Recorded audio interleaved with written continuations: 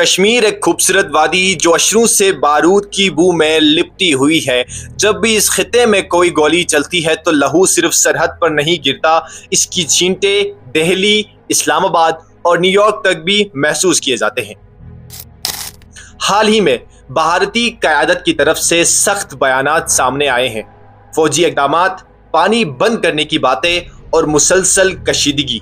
سوال یہ ہے، کیا ہم واقعی ایک اور محاذ کی طرف بڑھ رہے ہیں یا یہ سب ایک سیاست کی اسکرپٹ کا حصہ ہے؟ یہ ہے ویوز آف وزڈم اور میں ہوں انتظار مہدی۔ آج میں لایا ہوں آج کی سب سے اہم اور نازک کہانی۔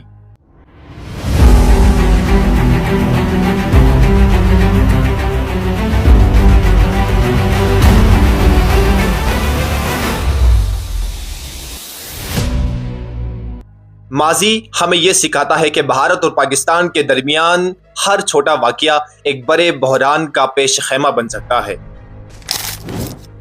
کارگل، پلوامہ، اوڑی اور اب یہ حالیہ تناؤ۔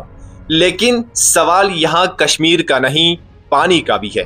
بھارت کی طرف سے بار بار سنتاس معاہدے کو چیلنج کرنا، کیا یہ ایک نئی ہائبرڈ جنگ کی شکل ہے؟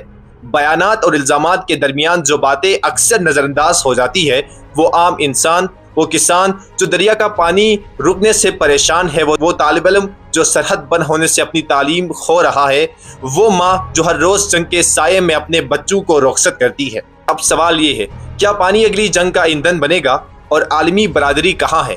اقوام متحدہ، OIC، امریکہ، چین، سب نے صرف بیان جاری کیے، عملی اقدامات کیوں نہیں ہوئے؟ حالات صرف سیاسی نہیں، میڈیا سے بھی جڑے ہیں۔ ایک طرف بھارتی میڈیا ہے جو جذبات کو ہوا دیتا ہے، دوسری طرف پاکستانی میڈیا ہے جو اپنی عوام کے حوصلے بڑھاتا ہے، لیکن دونوں اطراف کہیں سچ دب جاتا ہے۔ بطور صحافی میں انتظار مہدی کا یہی سوال ہے، کیا ہمیں جذبات سے نکل کر حقائق پر بات نہیں کرنی چاہیے؟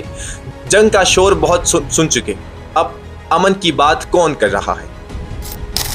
یہ ویڈیو ایک کال ہے سوچنے کی، سمجھنے کی اور سوال کرنے کی۔